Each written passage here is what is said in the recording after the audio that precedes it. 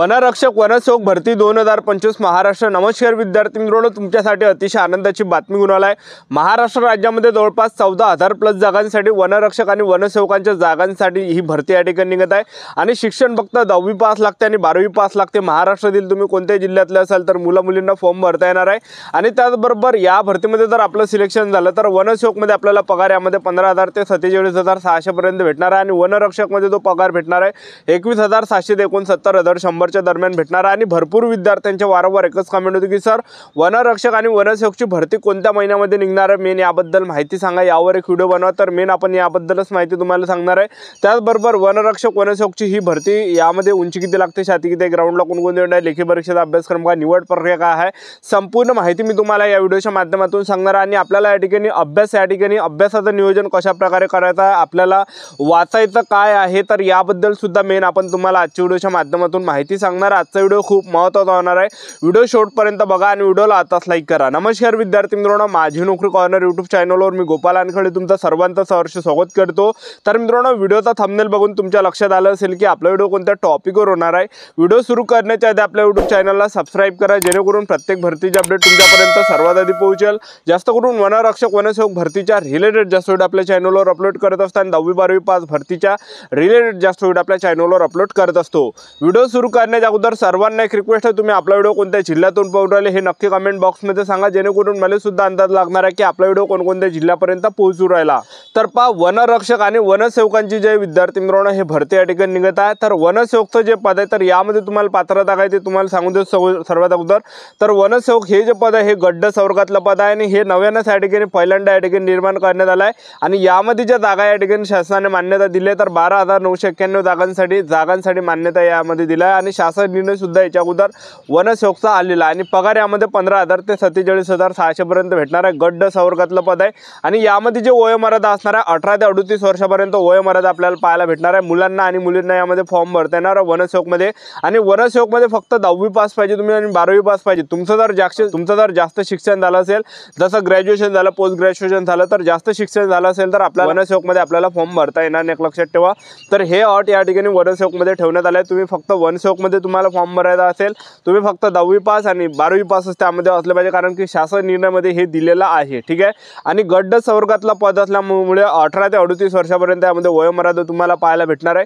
तर यामध्ये पेपर आहे की नाही आहे, कारण की बऱ्याच विद्यार्थ्यांची कमेंट असते। तर पहा, यामध्ये वनसेवकमध्ये पेपर असणार आहे, कारण की सरळ सेवेने ही भरती या ठिकाणी घेतलं जात आहे आणि सरळ सेवेच्या ज्या पण भरती आहे गड्ड संवर्गातलं तर त्यामध्ये पेपर राहते आणि पेपरला जो अभ्यासक्रम या ठिकाणी विचारला जाणार आहे, मराठी व्याकरण झालं, त्याचबरोबर इंग्रजी ग्रामर झालं, त्याचबरोबर सामान्य ज्ञान झालं, बुद्धिमत्ता चाचणी झालं, हा काही अभ्यासक्रम आपल्याला पेपरमध्ये पाहायला भेटणार आहे, एक लक्षात ठेवा, ठीक आहे। आणि त्याचबरोबर यामध्ये जे हे सरकारी नोकरी एक लक्षात ठेवा, वनसेवकचं जे पद आहे हे यामध्ये वरती सुद्धा तुम्हाला पाहायला भेटणार आहे, एक लक्षात ठेवा, ठीक आहे। तर आता वनरक्षक वनसेवकची भरती कधीपर्यंत निघणार आहे असे भरपूर विद्यार्थ्यांच्या वारंवार एकच कमेंट होते।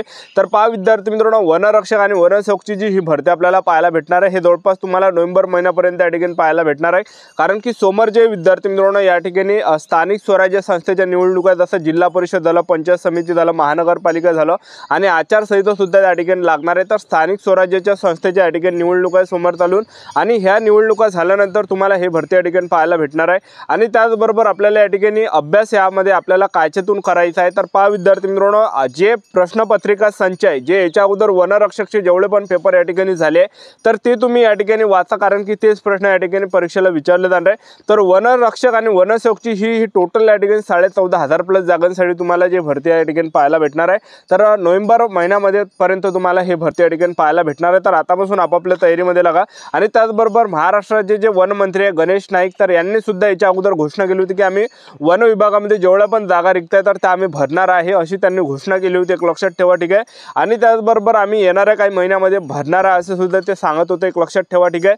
आणि त्याचबरोबर जे वनसेवकमध्ये जर आपण आता ही जी भरती या ठिकाणी निघत आहे तर यामध्ये आपल्याला तयारी कशा प्रकारे करायचं आहे, तर आपल्याला जे विद्यार्थी मित्रांनो जे प्रश्न मागील वर्षीचे जेवढे पण वनरक्षकमध्ये जेवढे पण प्रश्नपत्रिका आहे तर त्या तुम्ही वाचा, तुम्ही स्वतःवरून या ठिकाणी मेहनत करा, म्हणजे स्वतःवरून प्रॅक्टिस तुम्ही करा। गावाकडे जर तुम्ही करत असाल किंवा तालुक्याच्या ठिकाणी करत असाल तर एक ग्रुप तुमचा बनवून घ्या, 8-10 जणांचा फिजिकलची तयारी चालू ठेवा, 5 किलोमीटर रनिंग म्हणा आणि महिला मित्रांसाठी यामध्ये 3 किलोमीटर रनिंग, ठीक आहे। तर प्रॅक्टिस आपण चालू द्या गावाकडे असाल तर। आणि त्याचबरोबर आपल्याला मी तुम्हाला असं म्हणत की बा अकॅडमी लावा, तुम्ही अकॅडमी लावल्यानंच होणार आहे, असं मी तुम्हाला अजिबात सांगत नाही। सेल्फ या ठिकाणी सेल्फ प्रॅक्टिस करा, सेल्फ स्टडी करा, यावरच तुमचं या ठिकाणी सिलेक्शन होणार आहे। कारण की सेल्फ जेवढं तुम्ही करसान, स्वतःवरून जेवढं करसान तेवढं तुमचं त्या ठिकाणी जास्त तयारी होणार आहे। आणि आपल्याला वाचायचं काय, तुम्ही काय करता, एवढं मोठं वाचता, 2-4 पुस्तकं वाचता, एवढं वाचल्यापेक्षा एवढंच वाचा। कारण की एवढं जे वाचसान ते इम्पॉर्टंट राहणार आहे, इम्पॉर्टंट वाचायचं आहे।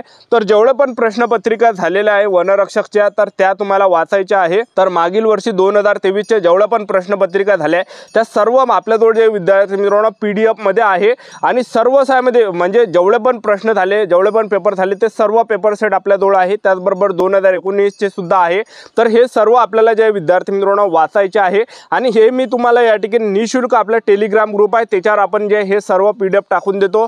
जेवढे पण प्रश्नपत्रिका झाल्या तर तुम्ही टेलिग्राम ग्रुप जॉईन करा। या डिस्क्रिप्शन बॉक्समध्ये टेलिग्राम ग्रुपची लिंक दिली आहे माझी नोकरी कॉर्नरच्या, तर ते जॉईन करून घ्या टेलिग्राम ग्रुप। आपण त्यावर जे हे सर्व PDF या ठिकाणी टाकलेले आहे, तुम्हाला निशुल्क, तुम्हाला 1 रुपया सुद्धा द्यावं लागणार नाही आणि ते तुम्ही वाचा। कारण की काय करते की जे TCS कंपनी काय करते, जे प्रश्न मागच्या वर्षी झालेले आहेत, जे मागील भरतीमध्ये विचारले गेले तेच प्रश्न रिपीट त्यामध्ये टाकते। तर तेच प्रश्न रिपीट तुम्हाला पाहायला भेटणार आहे त्यामधले, ठीक आहे।